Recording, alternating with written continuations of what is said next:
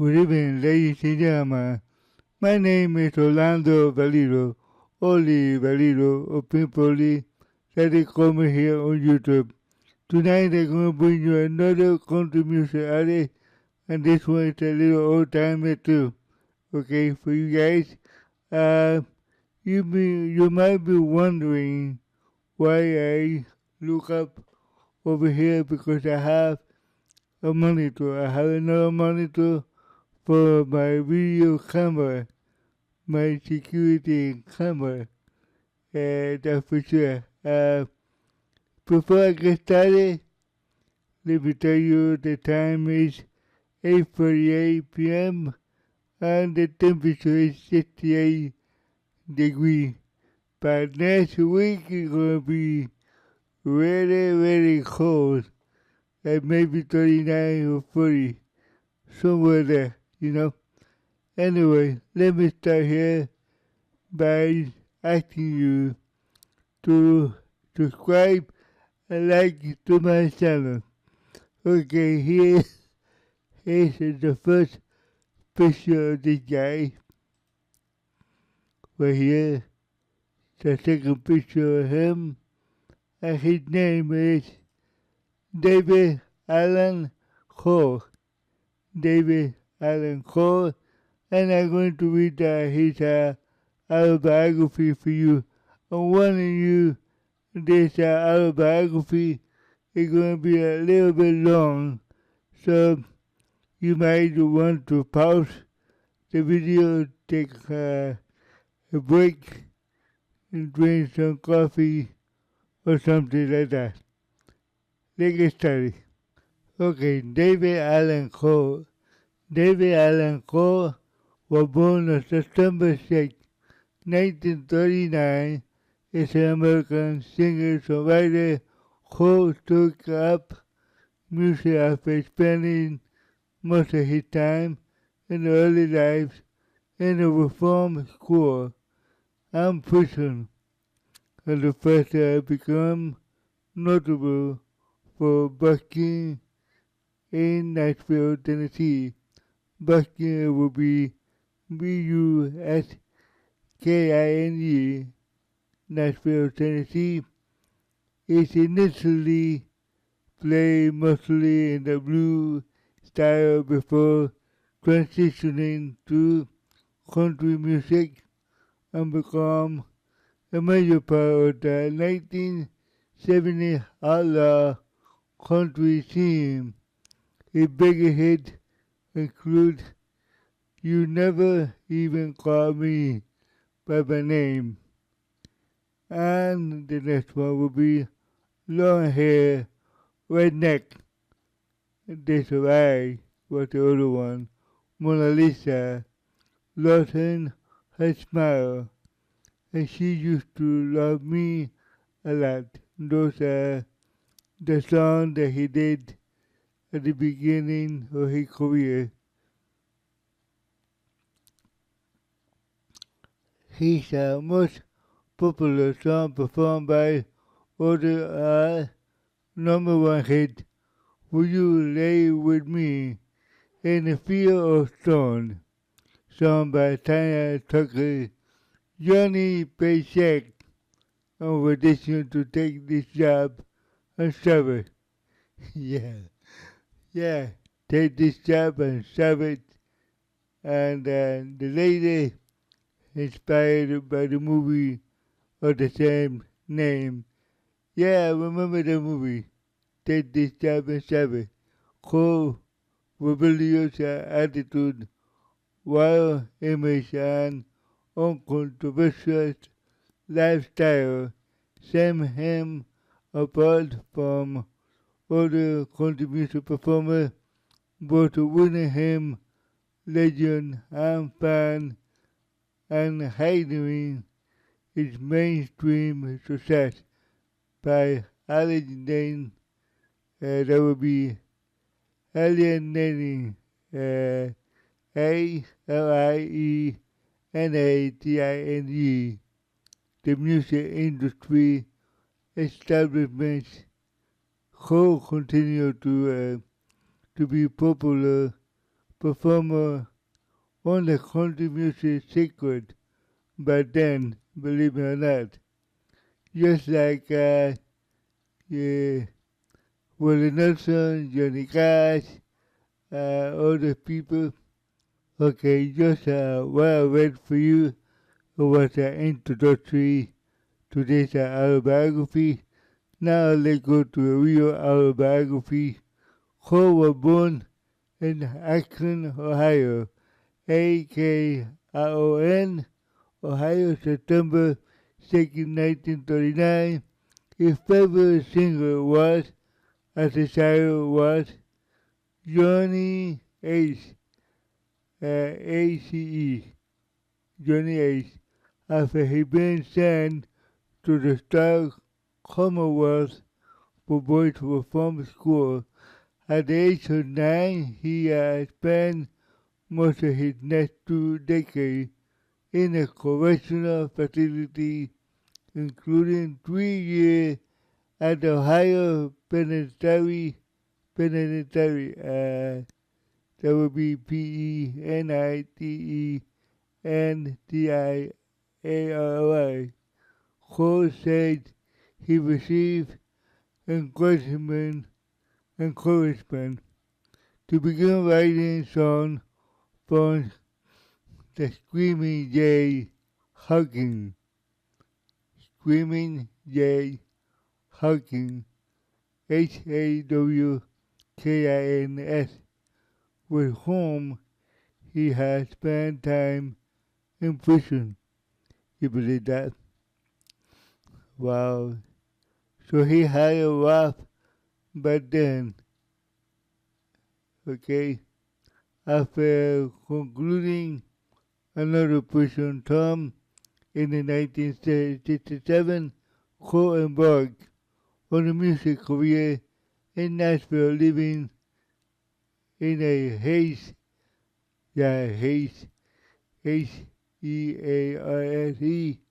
which is a park in front of the Raymond Auditorium, where he performed on the street. He caught the attention of Shelby Singleton. That would be Singleton, who owner of the independent record label Plantation Records, and signed him on a contract with his label record. Coe retired as a member of the Louisville, Kentucky chapter of the Outlaw Motorcycle Club. He is the father of Telly Mahan, M-A-H-A-N, Coe, the creator of Cocaine Rhinestone podcast, which considers the history of country music. He has 4 children: Telly, Tanya, Childan, that would be Shyanne, and cousin with Jody Dean Coe. According to the new source, in 2007 he owned over $300,000 in child support only.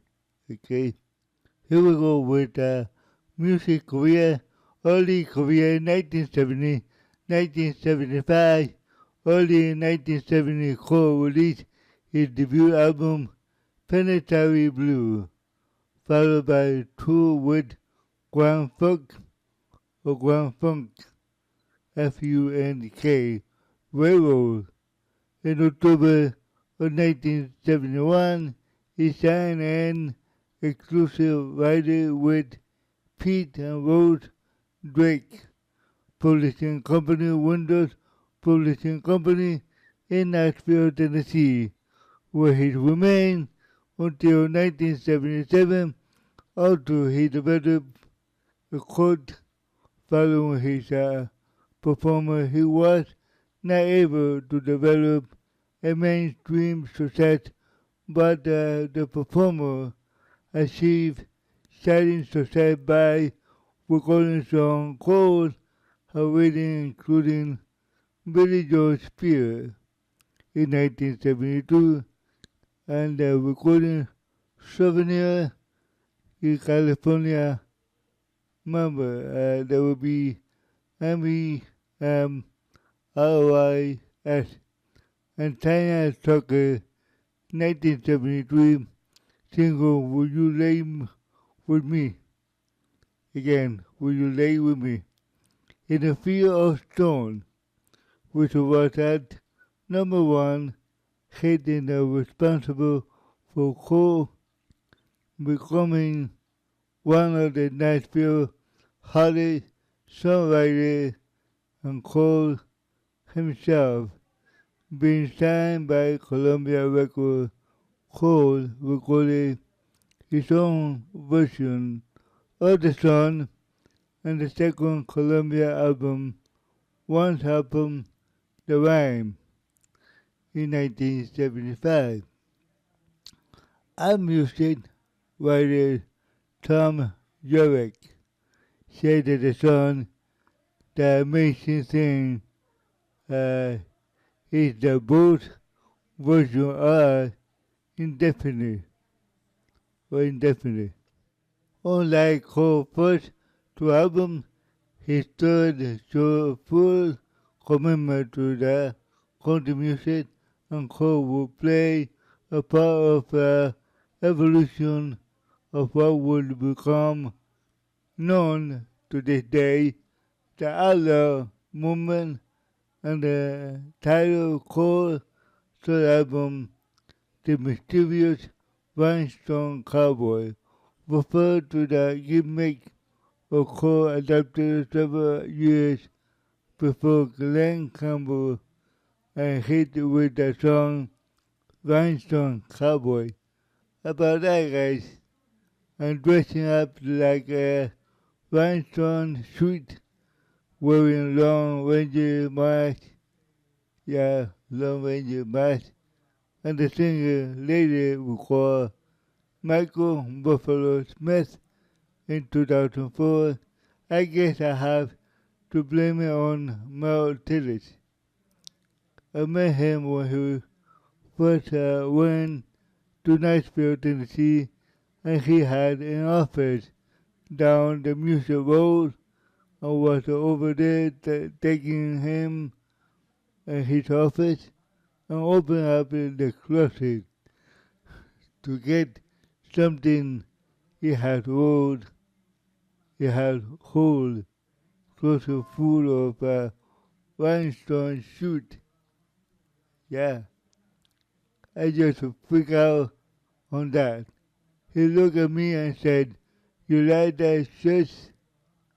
You like that shit?" I mean, I don't even wear those. If you want him, take them. If you want them, take them. He gave he gave it to me, and then Rhinestone shoot and wrote them.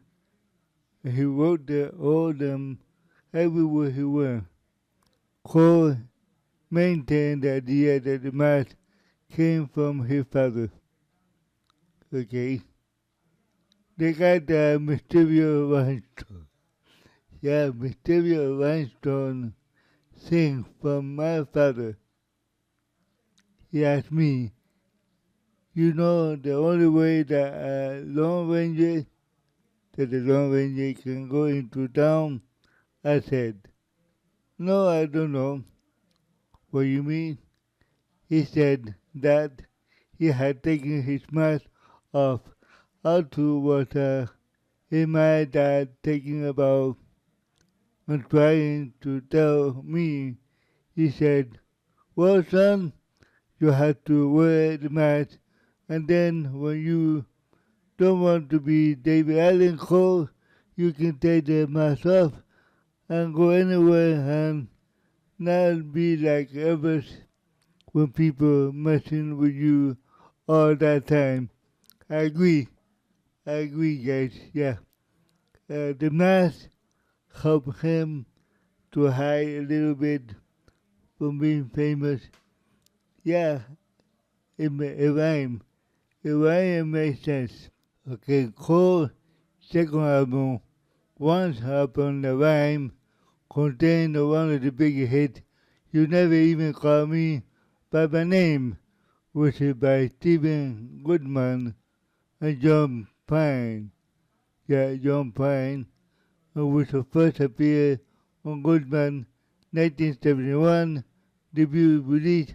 Cole version became the first country top 10 hit single, peaking at number 8 in 1975 and include Spoken Applause. That would be Epillogue, were co-related at correspondence he had with Goodman, who studied the song he had written was first the perfect country western song. Cole wrote back standing at that no song could fit that description without mentioning a laundry list of clickers. CLICHES, clicker. Mama or train, or truck, or person, getting drunk. Goodman equally faces respond was an additional verse that incorporated all five of code requirements, and upon the receiving it, Cole acknowledged that the finished product was indeed a perfect country and western song and included the last verse of the record. Well, I was drunk on the day my mom got out of prison. Again, let me read this. Well, I was drunk the day my mom got out of the prison, and I went to pick her up in the rain. Before I could get into the station in the pickup truck, she got run over by a damn old train. She got run over by a damn old train. I like that. Yeah, yeah. Cole was a feature, a performer in Hot One Highway in 1975, documentary by James, I have to spell this one, S-C as in Silver, A-L-A-P-S-K-I. Other performers featured include Guy Clark Stone, LBTOWENES Band, C as in Silver, A-N-D-T, Ronnie Cowell, Tiffy John, Tiffy Eagle, Charlie Daniel Band, Coldwater Road, Cocaine Carolina, for the Johnny Cash, and sang the background vocal for the recording appeared on Johnny Cash 1975, John R. Cash. Here we go now with the Outlaw years 1976 and 1982. By the 1976, the Outlaw country movement was in full swing as the artists such as Waylon Jennings, Willie Nelson were finally enjoying the massive commercial success after a year of fighting to the record their music on their own way. Cole, however, was still somewhat outsider, almost too outlaw for the outlaws, but then when and sum up as well by our music. His wild long hair, multiple earrings, flashy gilded rhinestone shoes, Harvey Davidson back boot, and a football size belt buckle, and become the obstacle to getting people to take him seriously as a recording artist. Yeah, on the other singer continued to record and success with his material, but himself, who was a good singer and almost anyone better than most, laughed and obsessively OBS CURITY rather than toning down core characteristically show up a stereotype in their faces. He retired mysteriously rhinestone cowboy persona persona and built his new album David Allan Coe Rise Again. Long hair, redneck, something equally to off putting the institution type back. Yeah, here. Long hair neck was Cole's third album for Columbia in 3 years, and the first word he co-wrote the song. The outlaw country suggest that would be C as in Silver, EITGEIST was summed up as well as the title track which we can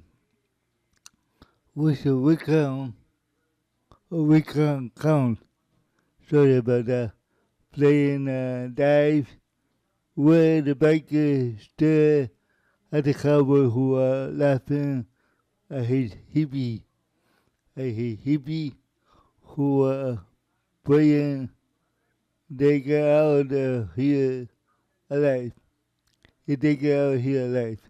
The song features Cole impersonating the vocal style of Ernest Tubb, Bill Anderson, Merle Haggard about the term, a long-haired redneck.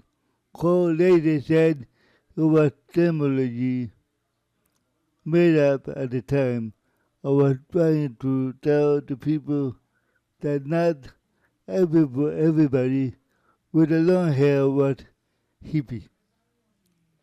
Okay, not everyone was a kind of person that trust that thought you could punch them out, take the money, and they said, I won't do anything about it.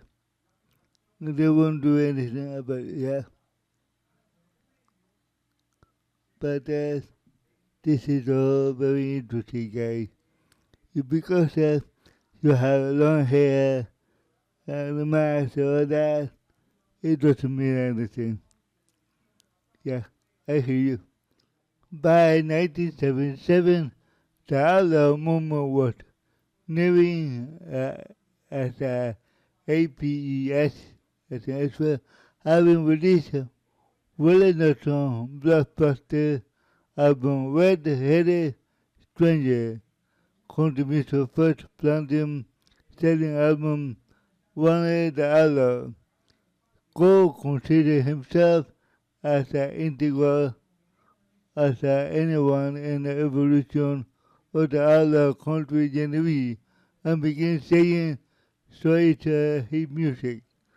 Another the Art Music Review album on the rise again by trying to make conclusions CONSCIOUS,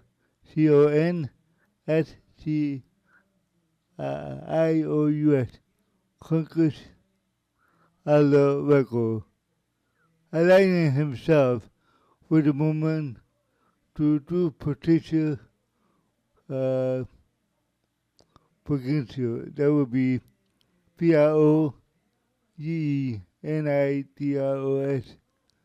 And the opening track was Willing and me. Coe already set up a self-track which was unusual for the country music on the feature called heavily plays the guitar. Coe was also permitted to use his own band on several tracks on a major concession for Columbia record at the time. However, some of his peers resented it, Coe placing himself as such a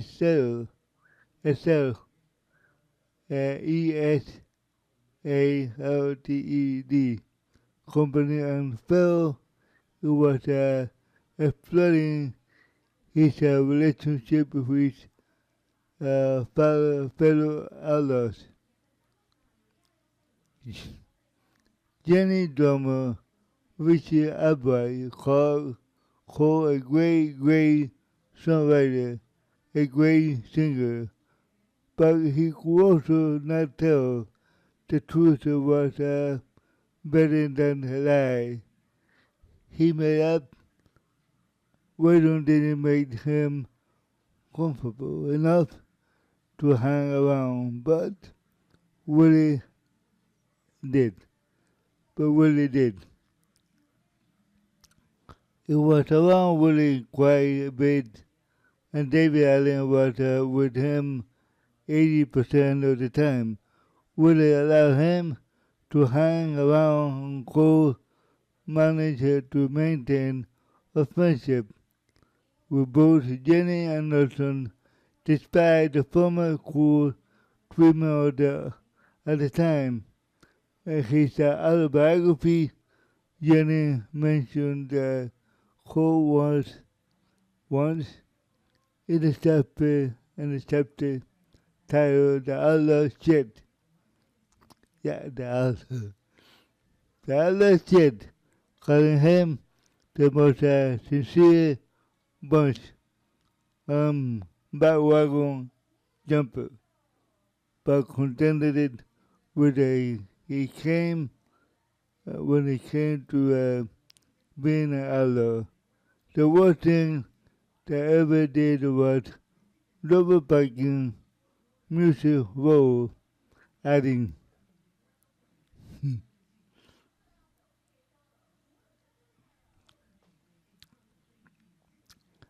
he wrote the song called Willin' Willie and Me.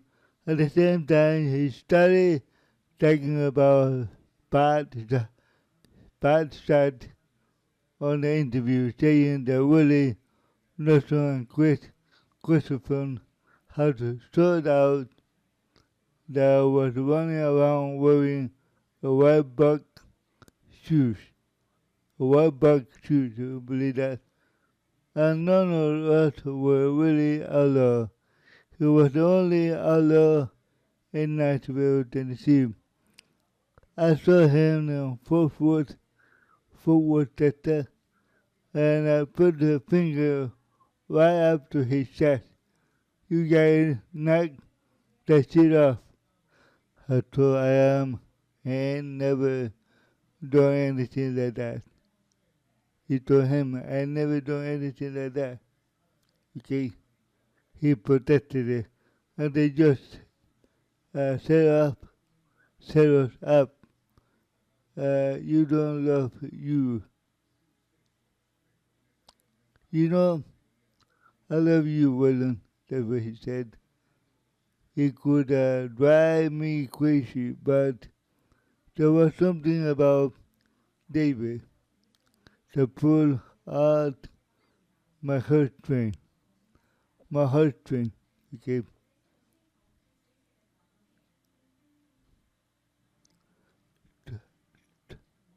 Throughout the rest of the decade, Coe released a string of strong recordings, some which such as Hotman, Emotion 1978, and the Spectrum V2 OK, and Shabbat. And the 1979 concept album which they gave their own theme, 1978 family album that contained co-recording taking this job and Java. Yeah. Each song composed which have been released by Johnny Paycheck in October of 1977 and become monumental success to the sound of the first person account on one man who has worked for 15 years with no apparent reward at all, and struck chord for the public ever, inspiring in 1981 film of the same name that this job and Sabbath. Yeah, Allan Coe was credited as assumption for many was a paycheck as an acclaimed songwriter himself, composed a tune this would be fed into cold, growing bitterness with the industry, and another his peer exploded in popularity. Cold was fully dissented, and this is hard for me. DISENCHANDED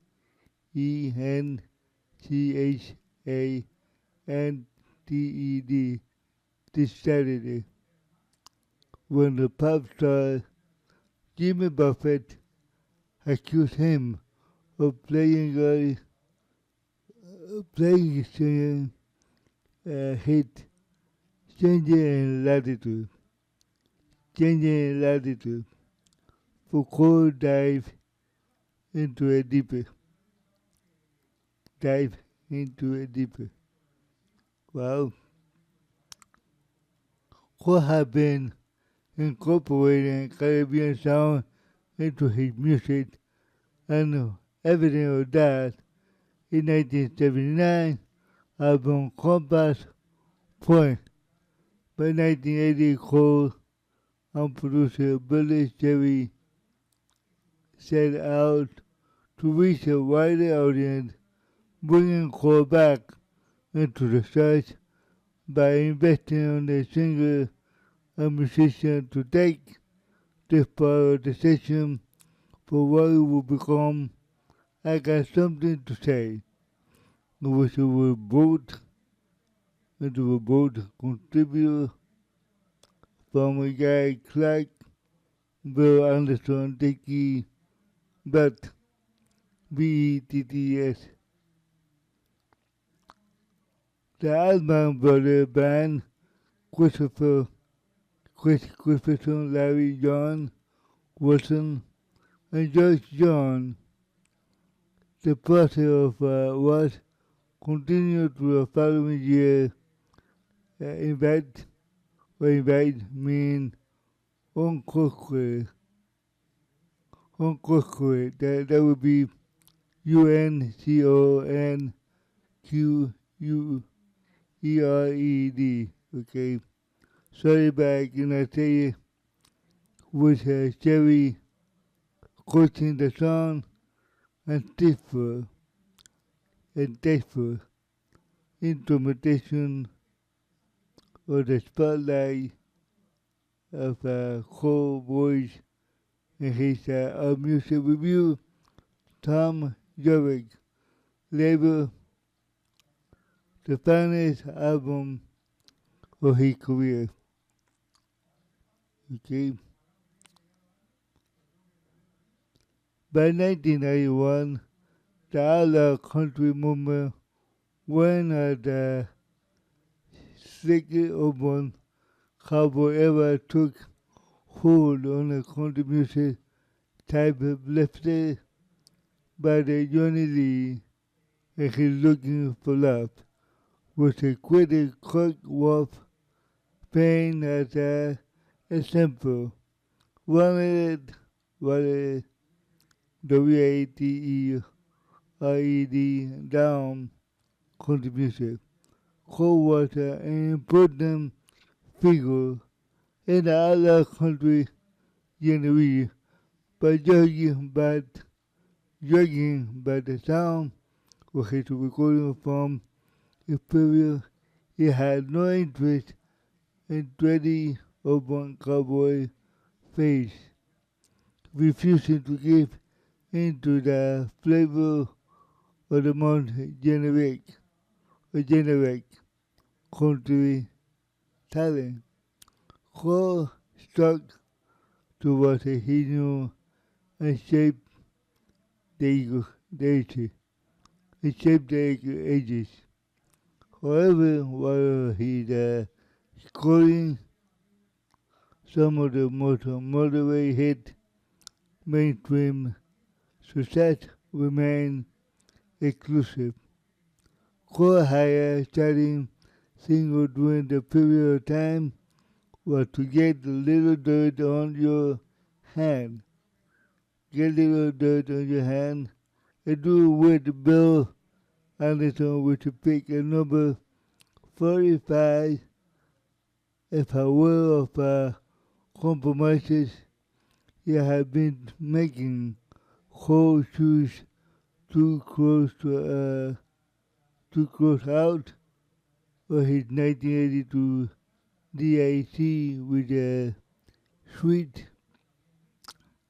on the tree song contained such prolonged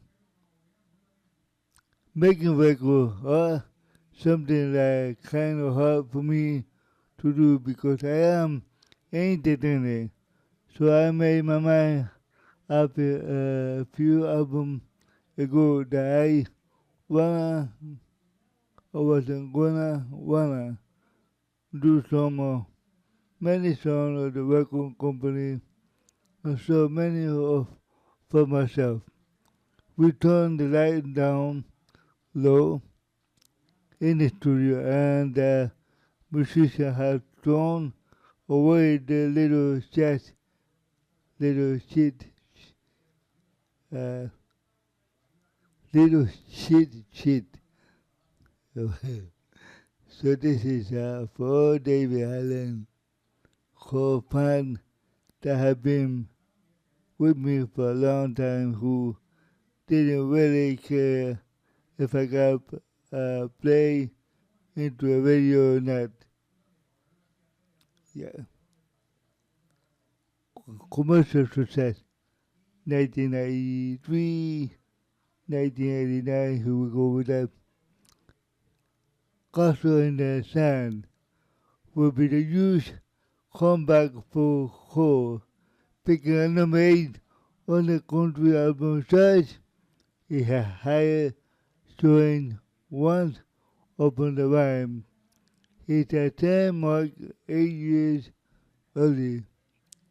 His success was spurred by the ride, which was released in February of 1983 and led the single for the album to reach number 1 on June 4 in the Cash Box country single chart and spent there 19 weeks on the Billboard country single chart, reaching the peak of number 4 and hitting number 2 on the Canadian RPM country track chart. The ballad tells the first-person story, a hitchhiker, of a hitchhiker, encountered with the ghost of Hank William Sir. In the valley of Montgomery, Alabama, to Nashville, Tennessee. The mysterious driver dressed like in 1950, half, listen to this guy, half drunk, hollow eye, questioned at the radio. He had a musical talent, dedication, and become a star to the country music industry. Yeah, and the song lyric played events on the U.S. Route 31, largely parallel to the Interstate 65 BO, BUOEED. The single Castle and the Sun become the mainstream, breaking through the Coe produced Billy Jerry, SHERRILL. I have been trying to for since a decade and began in 1984 just in divorce, yeah, and contained the second biggest chart hit. Mona Lisa lost her smile. You believe that? That's funny. Mona Lisa lost her smile. Imagine that, right? Which rose at number 2 on the Billboard country single chart and number 3 on the cash back. In Canada, reached at number 1 on the RPM country track chart dated on June 30, 1984. The song has a mid-tempo ballad about John Blanco, fiction an allusion to the ironic Da Vinci, Da Vinci, Dan Da Vinci painting. Excuse me for that now, I got it.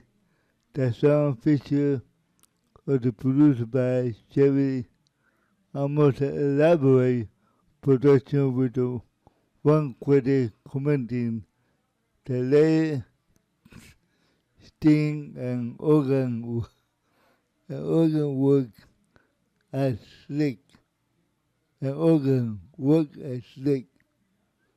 but the old church are warm and the depth and contrast to Coe voice, they work to devastating effect.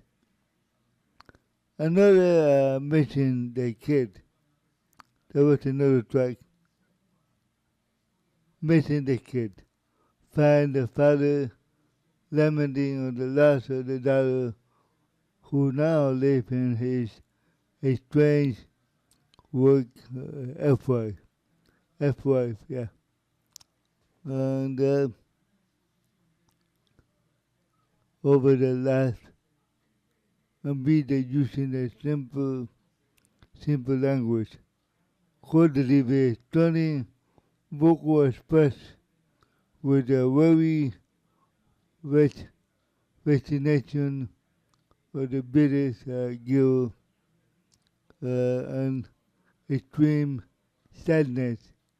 The calm of a broken family, beginning with the line, I still can't believe that after all this year that I still miss you.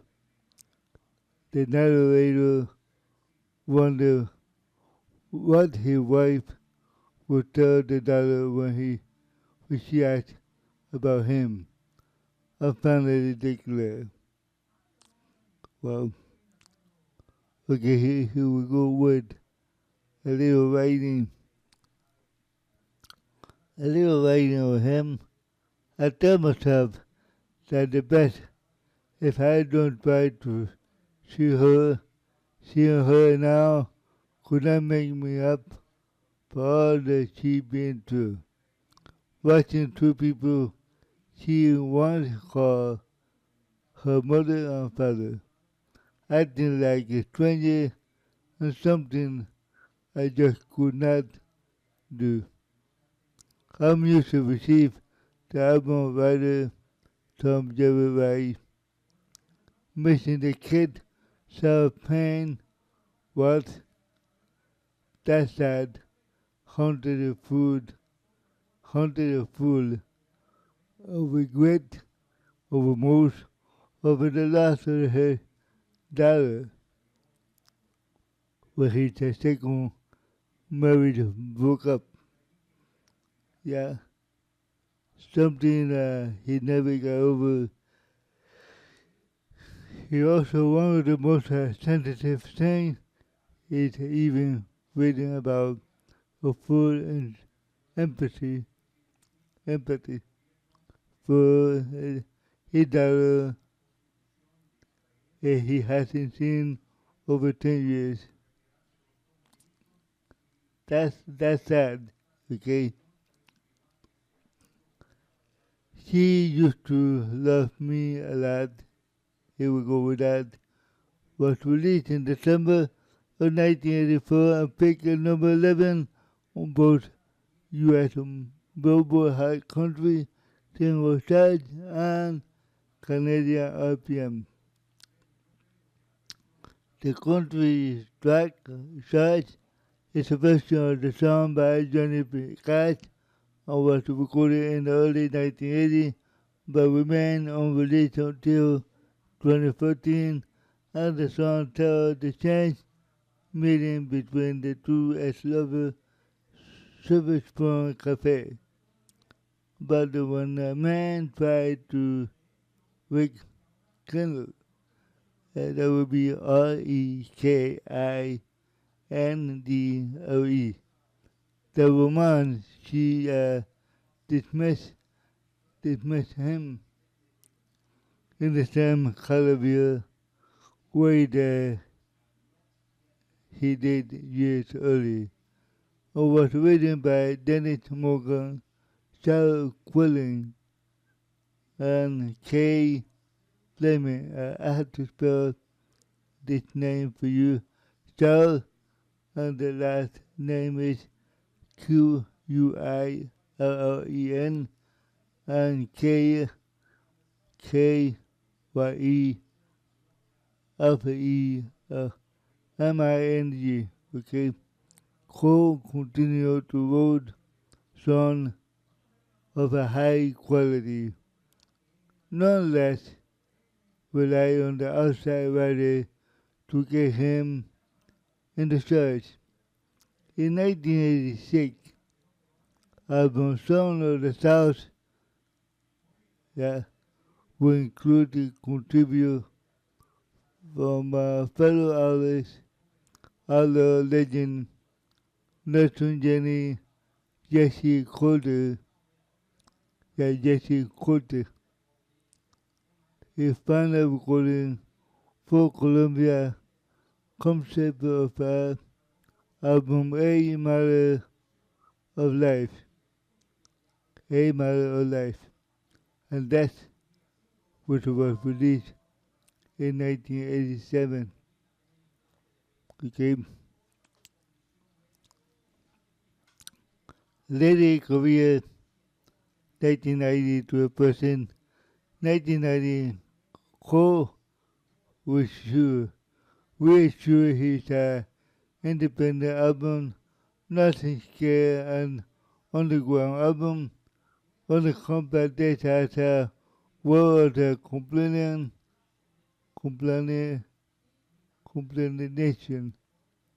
of 18 S-rated hits.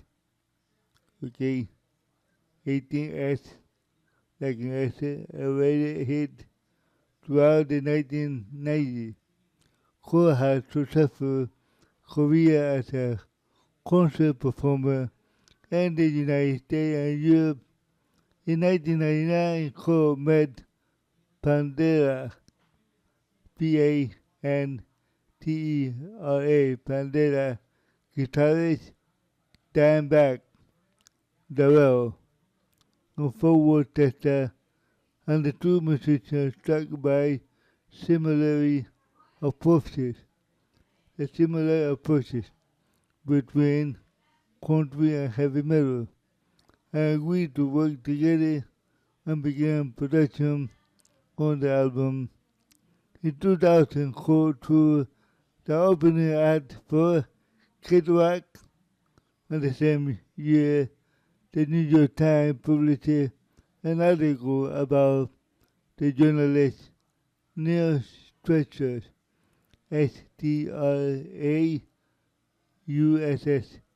who described the material on Nothing Secure Underground as among the most racist, misguided, homophobic, obscene song recorded by a popular songwriter. Coe maintained that he wrote this track during the writing article, but the journalist did not acknowledge any interaction between the two, only stating that Coe's manager refused to speak on the record. Coe denied accusation of racism, stating that the song in question were intended rival, RIBALD stereo, inspired by a friendship with the Shell SHEL 710, and furthermore, noting that the drummer of his band in 2000 was a black man. Well, 2003 co-wrote for Kid Rock Single Father, which appeared in Kid Rock self-titled album, was releasing the single which peaked at number 50 on the Billboard Country Single Charts. Rubber met rubber, rubber met rubber with Dimebag, Darrell Vine, Paul Ragbone, of recorded sporadically. That would be SPORADITALLY between 1999 and 2003. Was released in 2006, 2 years after Darrell murder. Our music described as a groundbreaking country metal album. In other words, they're trying to make country and metal together, but I don't know. I don't think it will work. In 2006, video, God Gonna Cut You Down. Again, God Gonna Cut You Down. Coe introduced Johnny Cash as the man in black. The video directed by Tony Kaye, Kaye, was released in a collection of Johnny Cash cover Song America, VA 100 Highway. In 2017, it was featured in the singer Take This Job, and the album Bass Type, that would be BAPTICSNCED. Sorry, but I cannot say it. By the Moonshine Bandit. He also sang in the video with them. Outlaw Origin. Here we go with that. Coe in this integrity was called into the question after a previous claim that he had spent time on the death row for killing an inmate who tried to rape him was debunked when the Testa documentarian discovered the Coe had done time for possessing burglary through in this material, but murder. Never murder anybody. Criticism of the church this now withstanding. Coe was maintained it was integral to the Outlaw country movement getting the name starting in 2003. Well, the truth he was a willing nation. I played the outdoor festival called 48 Hours in Agrica, Atoka, Oklahoma. When we got there, several women raped and the people stabbed, and there was a lot of alcohol, drugs. Oh my God, a lot of alcohol and drugs, or whatever. And I told my band, don't worry about it. We provide our own protection at the time. It was an outlaw motorcycle club. I had my outlaw color and I had my pistol in my pocket and I rode my motorcycle up on the stage while William was singing. I got my motorcycle and I went out and started singing with Willie, and came out a song to sing with us. And there was a picture of us in the paper that had an arrow pointing on the picture in my pocket. Yeah. And another arrow pointing to where I said, I love Florida. The headline said the outlaw came down to town. Yeah. And actually, how I started.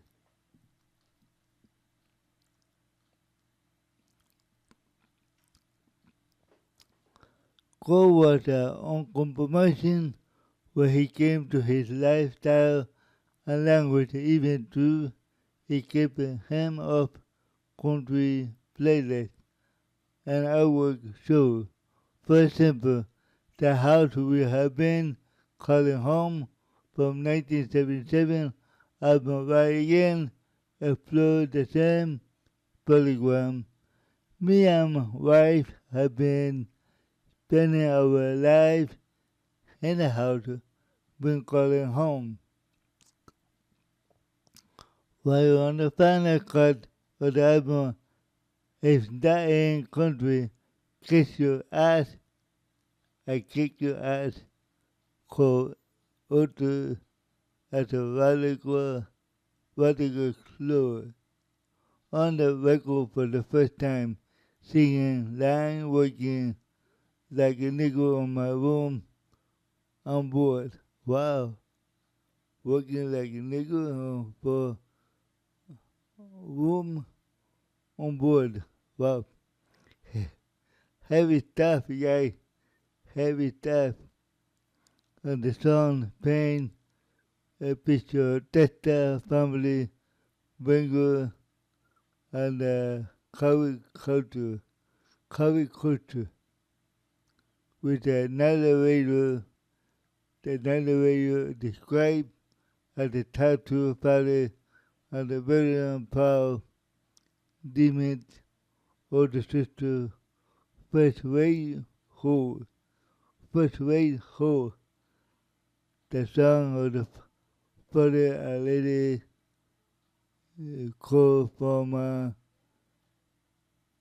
the country mainstream he started accusation that he was a racist and said he'd weigh and denied and they was denied in 2004.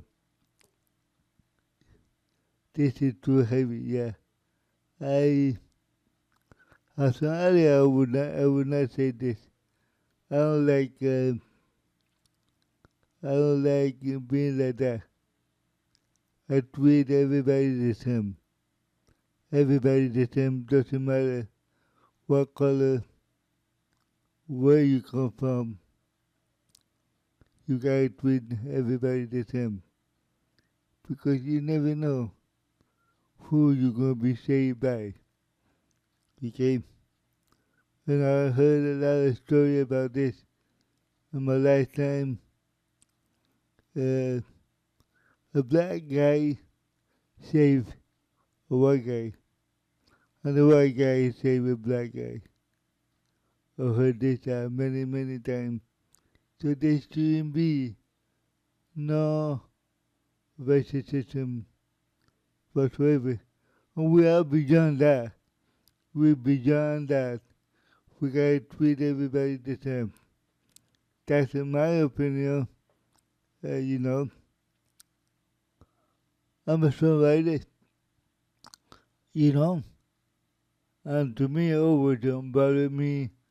The actor in the movie can say whatever they want to say. I kill people, rape people, and do things, and no one ever accused them personally or the way.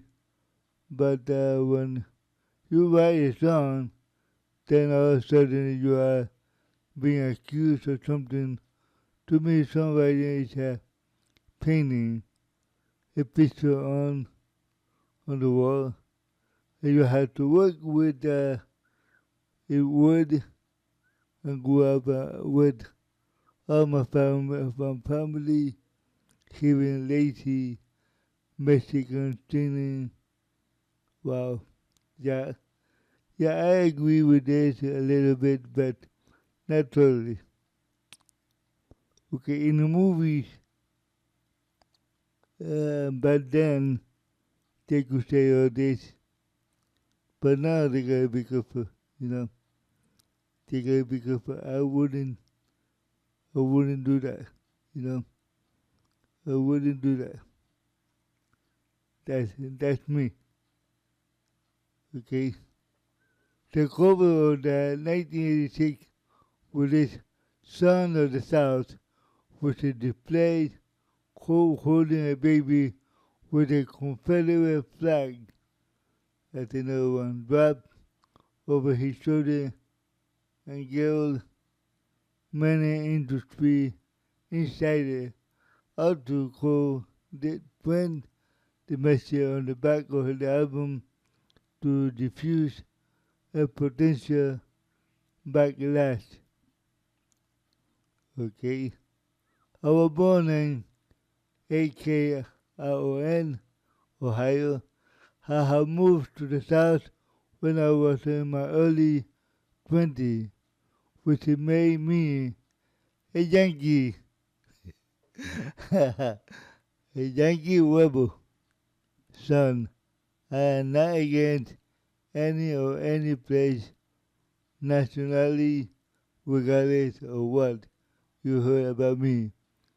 There are two things I am very proud of. One of them is my son, Tyler. Tyler, who is my firstborn son.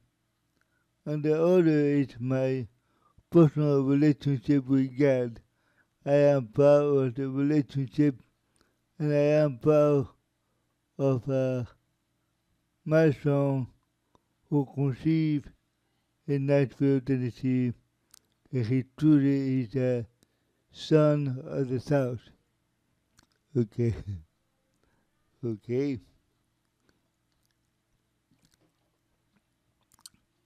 In another interview, Coe said anyone that would look at me and said I was a racist I would have to be cut out of their mind. I had dream like I had dreadlock down in my waist, on in the boat here and beer, down to my waist and beer. I was in prison with 87% of black people. I hang around with black people, and I learned to sing the music with black people. I was ironically in prison while guys call me nigger lover. And now I write this word nigger in song, and I am studying, I am all of a sudden a racist. Yeah, but it goes both ways, David. It goes both ways.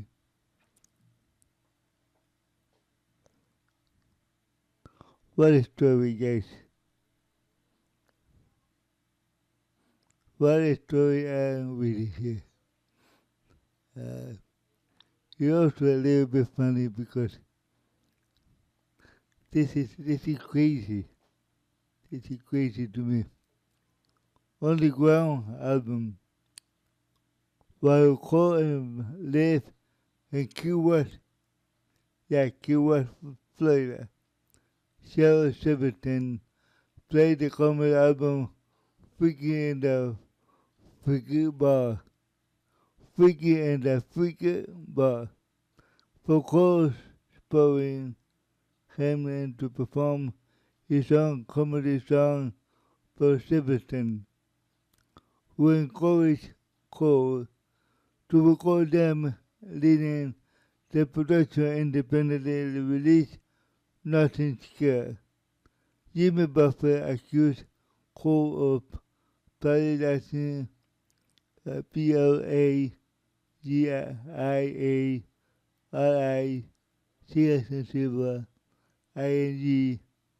the melody of David Druidipe. From the Buffett changing latitude, changing in attitude, studying that I would have sued him, but I didn't want to give him Cole a pleasure of having his name in the paper.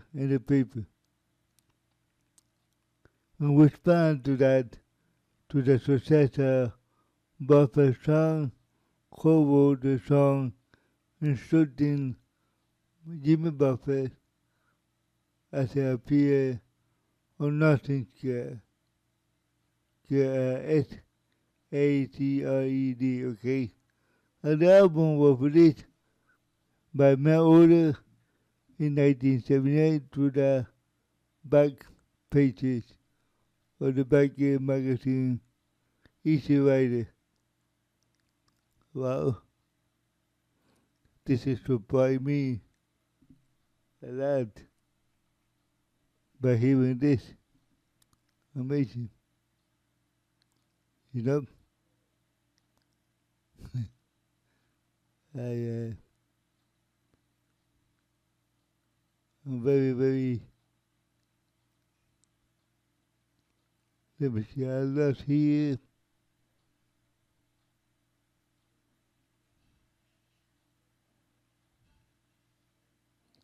Okay.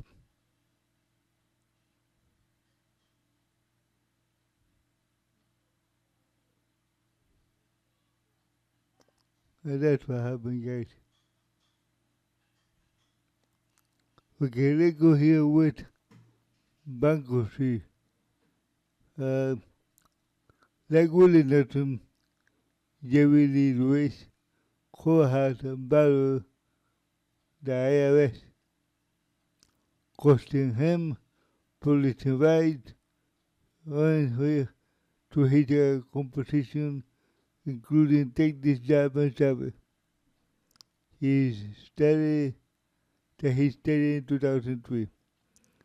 All of my songs up to 1984 were sold in a bankruptcy proceeding for like $20,000 from the bankruptcy court because nobody told me they had been put up for sale. Basically, the IRS claimed I owed them $100,000 or was living in a place where we had a flood.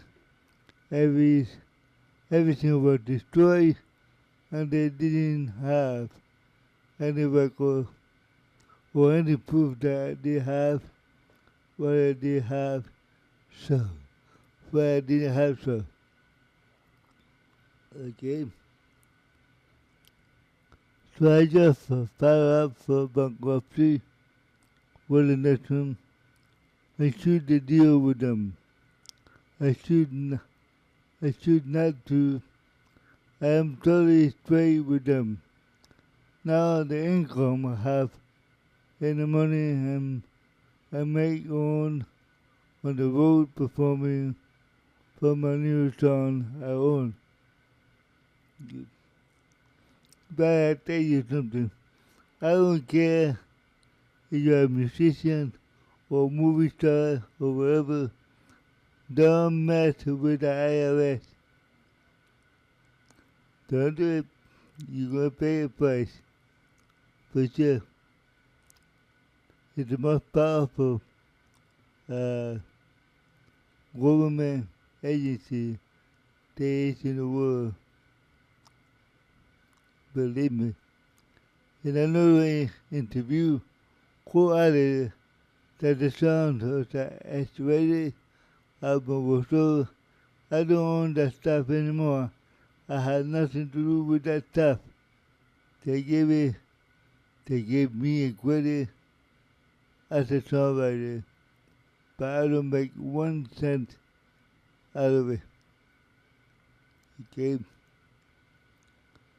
Musical style. Core musical style divide from blue, rock, country music, transition. The vocal style described as a story by tone. Story by baritone. Okay, THROATY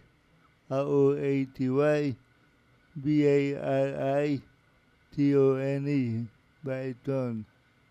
The lyrical content of the humor or comedy with the William Westman describing his a near parody of country singer Stephen Thomas Howard described Coe as a great on-chain country singer and honky-tonk, hardest country of his ever. It may not be the most original Outlaw, but there is one more Outlaw in him. Okay. Coe lyric frequency include reference to alcohol, drug use, and after boisterous. That would be BOISTEROUS.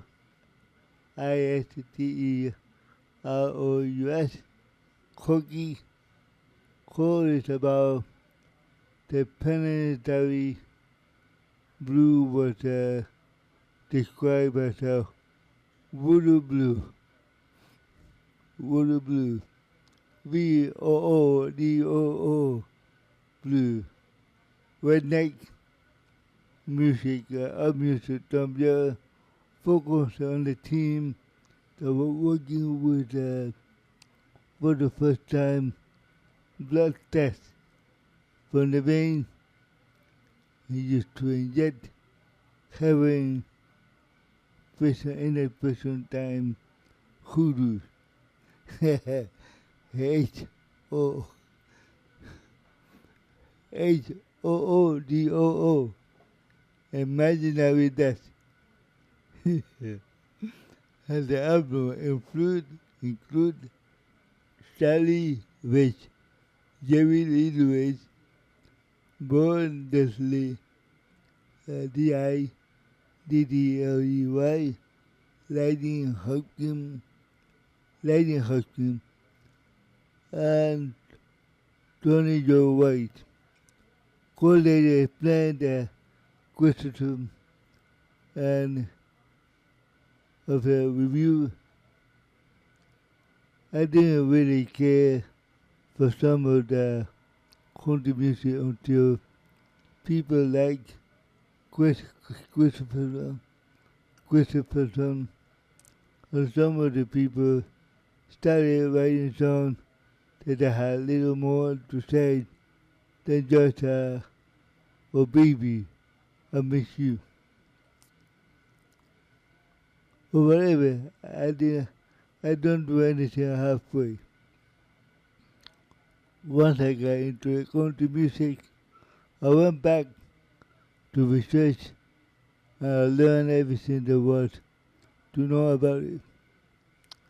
And I good impersonation of Roy Acuff on the top, Hank Snow, Mary Robbins, just about anybody I knew just about all there was to know about country music. Very interesting.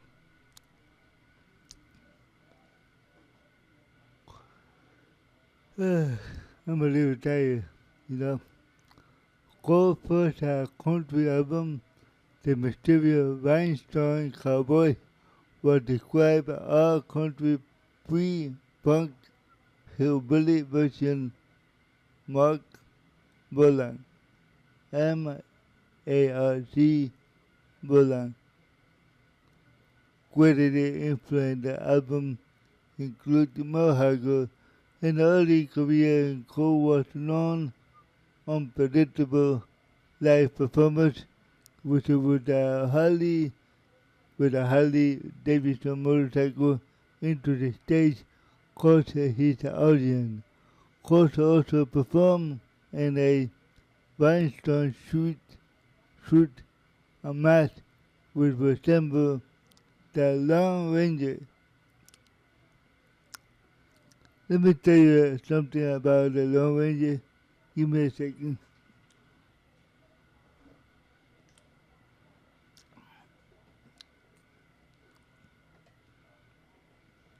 The Lone Ranger was the one who was responsible for me to like acting. Yeah, believe me or not, that's why inspired me to like acting because that's what it was on TV back then in the late 50s. Yeah, calling himself the mysterious rhinestone cowboy. Okay,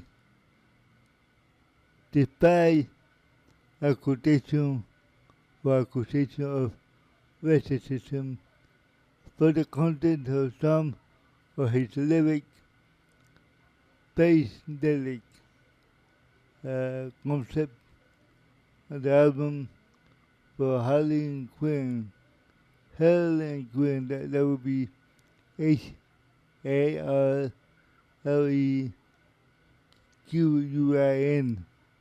1970 saw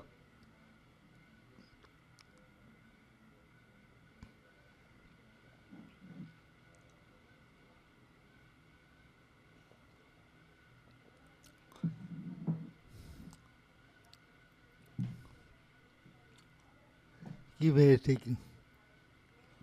My throat is so fire.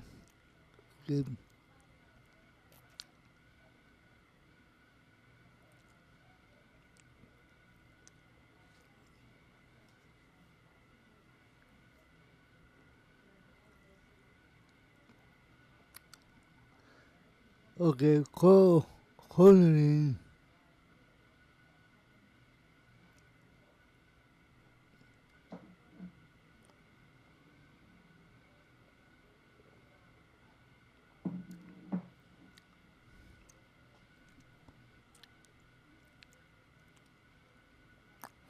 Give me a second, guys, because I got something on my throat. I don't know what the heck is, but something is. Okay.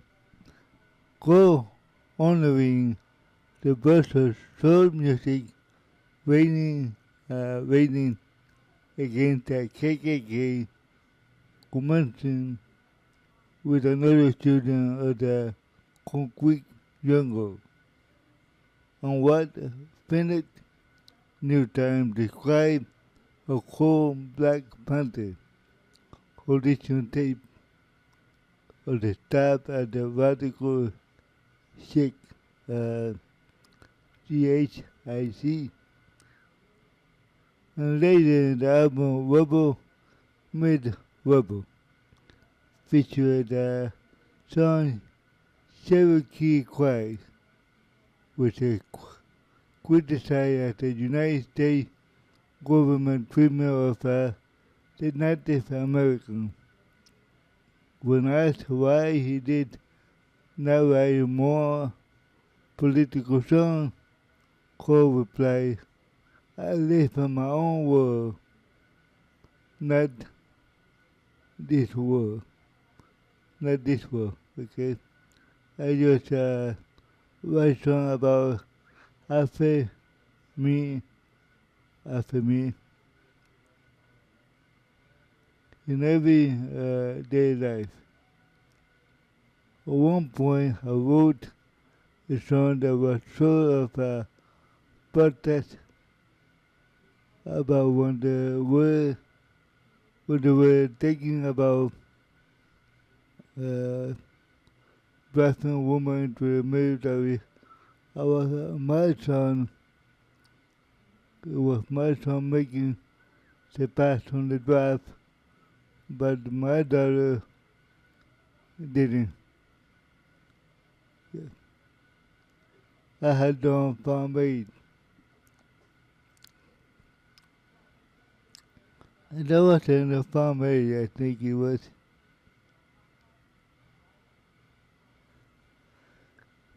In a review of Coe 1987, the album Matter of Life and Death of Music, Tom Jurek wrote Coe may have some of the hit, but his record like this make one wonder if it was not a conspiracy to marginalize him as make him feel. Coe is a brilliant songwriter well into the 21st century, and deserves to be lauded along with the like Willie Nelson, Jenny Whalen, Chris Christopherson, Newberry, Johnny Cash, etc. Yeah, I agree. Okay, let's go here with the part that I really like, the graphic.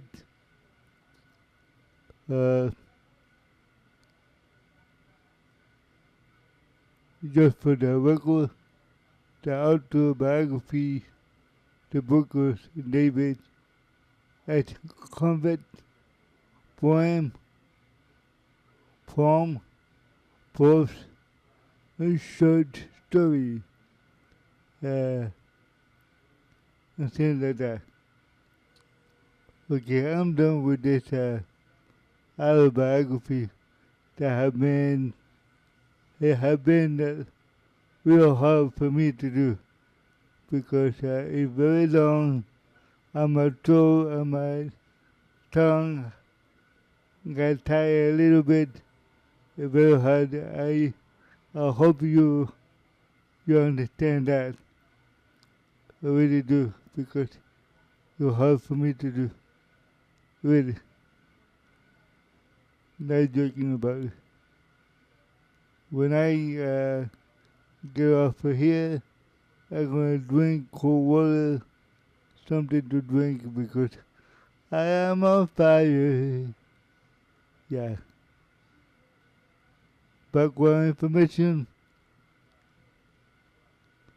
uh, who was born September 6, 1939, 85 years old, from A.K.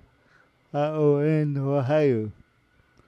He's a January 8th country outlaw, blues, occupation singer, songwriter, musician, vocal, electric guitar, acoustic guitar, 1967 to the person, Columbia, label record, and plantation, label record, and top dog. Okay, so this is all I got from David Allan Coe with this long hair, blonde hair. I can see here with his guitar. It looks funny, guys. It looks funny. Really. I think it was a character on the country music too. That's what I think. And a funny one. Okay, guys. Before I go, I would like to ask you to pray for yourself. Pray for your family. Pray for your neighbor. Pray there is no more pandemic, no more wars. And pray in the morning, midday, mid-afternoon, and before you go to sleep. And remember to give me a like and subscribe. I really need it. Okay, guys. Thank you. God bless you. Until next time, this is Oli Valido of Pimpoli for different artists' biography. Bye-bye.